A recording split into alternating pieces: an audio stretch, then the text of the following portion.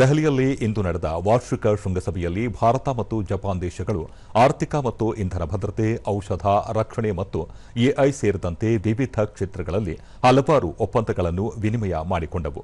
ಭಾರತಕ್ಕೆ 3 ದಿನಗಳ ಭೇಟಿಯಲ್ಲಿರುವ ಜಪಾನ್ ಪ್ರಧಾನಿ ಸನಿ ತಕೈಚಿ ಅವರೊಂದಿಗೆ ಪ್ರಧಾನಿ ನರೇಂದ್ರ ಮೋದಿ ನೇತೃತ್ವದ ನಿಯೋಗ ನಡೆಸಿದ ಮಾತುಕತೆಗಳ ಬಳಿಕ ಒಪ್ಪಂದಗಳಿಗೆ ಸಹಿ ಹಾಕಲಾಯಿತು.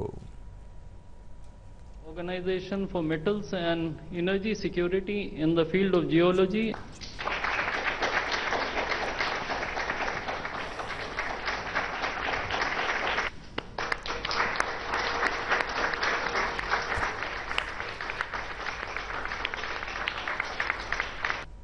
एक फ्री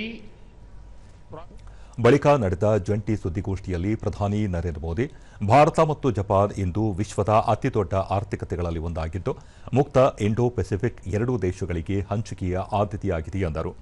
ಆರ್ಥಿಕ ಭದ್ರತೆ ಮತ್ತು ಇಂಧನ ಭದ್ರತೆಯ ಮಹತ್ವವನ್ನು ಎರಡೂ ರಾಷ್ಟ್ರಗಳು ಅರ್ಥ ಮಾಡಿಕೊಂಡಿವೆ. ತಂತ್ರಜ್ಞಾನ ಪಾಲುದಾರಿಕೆಯು ಉಭಯ ದೇಶಗಳ ಸಹಕಾರದ ಪ್ರಮುಖ ಆಧಾರ ಸ್ತಂಭವಾಗಿವೆ. ಈ ದೃಷ್ಟಿಕೋನವನ್ನು ಸಾಕಾರಗೊಳಿಸಲು ಭಾರತ ಮತ್ತು ಜಪಾನ್ ಎಐ ಕ್ಷೇತ್ರದಲ್ಲಿ ಜಂಟಿ ಹೇಳಿಕೆಯನ್ನು ಹೊರಡಿಸಿವೆ ಎಂದು ಪ್ರಧಾನಿ ಹೇಳಿದರು. ಜಪಾನ್ನ ನಿಖರ ತಂತ್ರಜ್ಞಾನ ಮತ್ತು ಭಾರತದ ಸಾಫ್ಟ್ವೇರ್ ಸಾಮರ್ಥ್ಯಗಳ ಒಮ್ಮುಖವು ಜಾಗತಿಕ ಎಐ ಅಭಿವೃದ್ಧಿಗೆ ಹೊಸ ಆವೇಗ ಮತ್ತು ಶಕ್ತಿಯನ್ನು ನೀಡುತ್ತದೆ. ರಕ್ಷಣಾ ಕ್ಷೇತ್ರದಲ್ಲಿ ಇಂದು ಎರಡೂ ರಾಷ್ಟ್ರಗಳು ಭಾರತ ಮತ್ತು ಜಪಾನ್ ನಡುವಿನ ಮೊದಲ ಸಹ ಅಭಿವೃದ್ಧಿ ಯೋಜನೆಯ ಒಪ್ಪಂದಕ್ಕೆ ಸಹಿ ಹಾಕಿವೆ ಎಂದರು. ಇಂದು ಇಂಧನ ಭದ್ರತಾ ಕ್ಷೇತ್ರದಲ್ಲಿ ಹಲವಾರು ಪ್ರಮುಖ ನಿರ್ಧಾರಗಳನ್ನು ತೆಗೆದುಕೊಳ್ಳಲಾಗಿದೆ ಎಂದ ಪ್ರಧಾನಿ ನರೇಂದ್ರ ಮೋದಿ, ಭಾರತ ಜಪಾನ್ ಜೈವಿಕ ಅನಿಲ ಉಪಕ್ರಮದ ಮೂಲಕ ಭಾರತದಲ್ಲಿ 1,000 ಜೈವಿಕ ಅನಿಲ ಮತ್ತು ಸಾವಯವ ಗೊಬ್ಬರ ಸ್ಥಾವರಗಳನ್ನು ಸ್ಥಾಪಿಸಲಾಗುವುದು.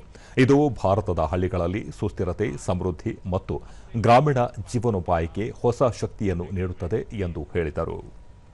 जापान की प्रिसिजन टेक्नोलॉजी और भारत की सॉफ्टवेयर क्षमता, इसका संगम वैश्विक एआई विकास को नई गति और शक्ति देगा. डिफेंस के क्षेत्र में आज हमने भारत और जापान के पहले को डेवलपमेंट प्रोजेक्ट पर एग्रीमेंट किया है. नेवल रेडियो एंटेना यूनिकॉर्न का यह प्रोजेक्ट हमारी डिफेंस टेक्नोलॉजी पार्टनरशिप में एक नया अध्याय खोलेगा. अब हम ऐसी डिफेंस टेक्नोलॉजीज को साथ मिलकर विकसित करेंगे जो रीजनल पीस, मैरीटाइम सिक्योरिटी और रूल बेस्ड ऑर्डर को मजबूत करेगी. फार्मा, मेडिकल डिवाइसेस और बायोटेक में आज किए गए एग्रीमेंट से हम ग्लोबल हेल्थ सिक्योरिटी में भी योगदान देंगे. भारत का स्केल और जापान की क्वालिटी को जोड़कर हम अफोर्डेबल, रिलायबल और एडवांस हेल्थ सॉल्यूशंस दुनिया तक पहुंचाने के लिए काम करेंगे.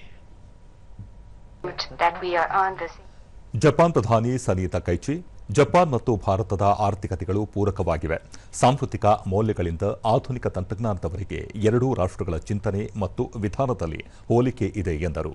ಎರಡೂ ದೇಶಗಳು ನಮ್ಮ ಶಕ್ತಿಯನ್ನು ಬಳಸಿಕೊಂಡು ಒಟ್ಟಾಗಿ ಬಲಶಾಲಿ ಮತ್ತು ಹೆಚ್ಚು ಸಮೃದ್ಧವಾಗುವ ನಿಟ್ಟಿನಲ್ಲಿ ಇಂದು ನಡೆದಿರುವ ಒಪ್ಪಂದಗಳು ಸಹಕಾರಿಯಾಗಲಿವೆ ಎಂದು ಪ್ರಧಾನಿ, ಉಭಯ ದೇಶಗಳ ಗುರಿಗಳು ಒಂದೇ ಆಗಿದ್ದು, ಜಪಾನ್ ಮತ್ತು ಭಾರತದ ನಡುವಿನ ಕಾರ್ಯತಂತ್ರದ ಸಹಕಾರವನ್ನು ಇನ್ನಷ್ಟು ಬಲಪಡಿಸಲು ಒಪ್ಪಿಕೊಂಡಿರುವುದಾಗಿ ತಿಳಿಸಿದರು.